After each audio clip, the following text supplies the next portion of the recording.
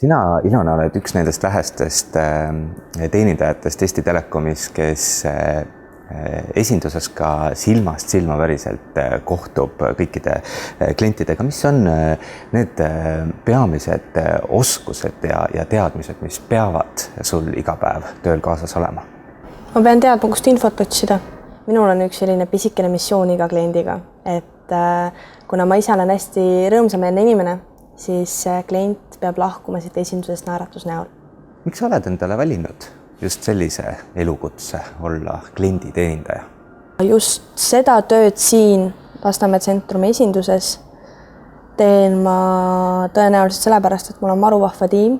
Kui helistada 123 telefonile väga kiirel hetkel, siis öeldakse seal, et on ooteaeg 9 või 11 minutit.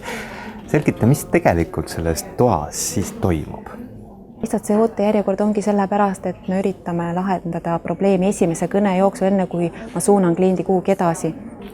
Saad sama töökogemustele tuginedes ka teha järeldusi, et millised me eestlased inimestena oleme? Ütled niimoodi, et häid inimesi on rohkem. Miks sa valisid just sellise elukutse? Ikkagi see, et sa saad olla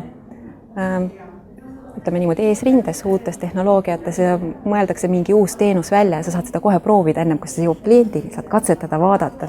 Sul on võimalust öelda oma arvamus selle kohta. Võib-olla sellepärast ma valisingi kõnekeskuse, et mulle meeldib rääkida ja kuulata. Ja siis see oli kõige selline õigem valik. Mis muudab ühe tehniku igapäevatöö nauditavaks? Nauditavaks kindlasti see, kui kõik sujub ideaalselt. Kui tuleb üks noor IT-alalt või tehnikumist ja tahab ka hakata tehnikuna tööle, siis mis on need mõtted või soovitused, mis sa talle kaasa annaksid?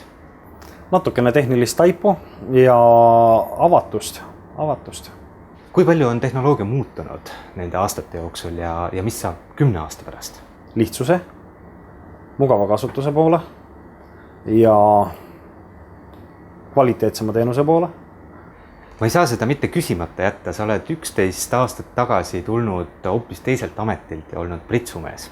Kui palju sa saad täna tõmmata paralleele oma tollase ameti ja tehnikuameti vahel?